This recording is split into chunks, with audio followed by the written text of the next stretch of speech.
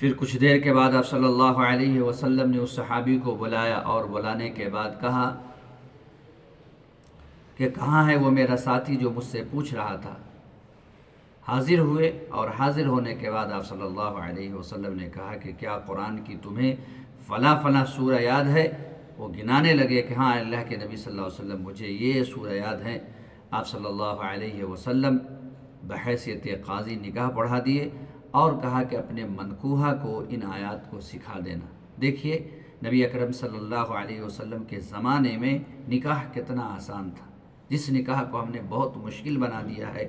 آپ صلی اللہ علیہ وسلم نے بیان فرمایا کہ جس نکاح کے اندر کم خرچ ہو وہ سب سے زیادہ بابرکت ہے، لیکن آج ہم 20 لاکھ 25 لاکھ 30 لاکھ جو جتنا خرچ کرتا ہے سمجھتا ہے کہ وہ سب سے بہترین نکاح ہے، وہ کمال کر رہا ہے۔ کمال کی بات یہ نہیں ہے، بلکہ کمال کی بات یہ ہے کہ کم سے کم خرچ میں نکاح کے فرائض کو ہم انجام دیں۔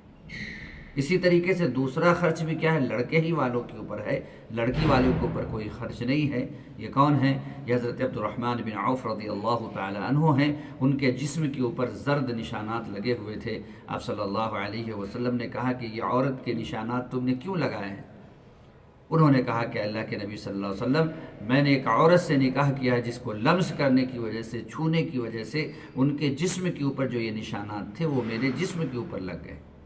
حضرت عبد الرحمن بن عوف رضی اللہ تعالیٰ عنہ وہ صحابی ہیں کہ جب مکہ سے ہجرت کر کے مدینہ گئے تو سوائے جو جسم کے اوپر لباس تھا وہی لباس تھا، اس کے علاوہ کوئی چیز ان کے جسم کے اوپر نہیں تھا، کچھ لے کر کے نہیں گئے تھے۔ آپ صلی اللہ علیہ وسلم نے ہجرت کے موقع پر پوچھا کہ عبد الرحمن تم کیا لے کر کے؟ انہوں نے کہا کہ اللہ کے نبی صلی اللہ علیہ وسلم میں صرف ایمان لے کر کے آیا ہوں اور اس کے علاوہ میرے پاس کچھ نہیں۔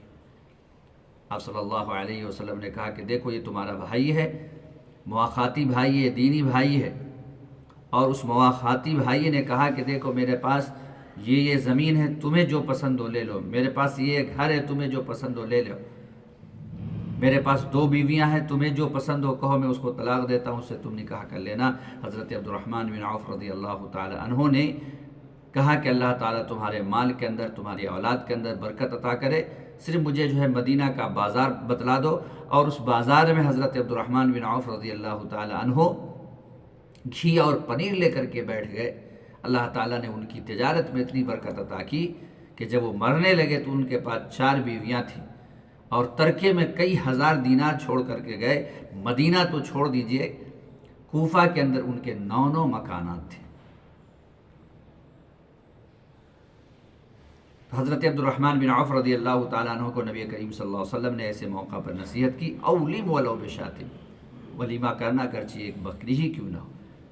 تو یہ مہر کا خرچ اور یہ ولیمہ کا خرچ، یہ دونوں خرچ جو ہے لڑکے والوں کے اوپر ہے، لڑکی والوں کے اوپر کوئی خرچ نہیں ہے۔ چونکہ ہم اس ہندوستان کے اندر رہتے ہیں اور یہاں غیر مسلم زیادہ ہیں، اس کے اثر سے ہم متاثر ہو کر کے وہاں جو رسم و رواج ہے وہ ہم جو ہے اپنے اندر لے آئے ہیں، نہیں تو شریعت کے اندر نکاح کے باب میں کوئی خرچ نہیں ہے۔ اور ہم اپنے آپ کو اہل حدیث کہتے ہیں، لیکن اس کے باوجود ہم کتاب و سنت سے بہت دور جا چکے ہیں۔ اللہ تعالیٰ سے دعا ہے کہ اللہ العالمین تو ہمیں نکاح کی مجالس کو کتاب و سنت کی روشنی میں رچانے کی توفیق عطا فرما۔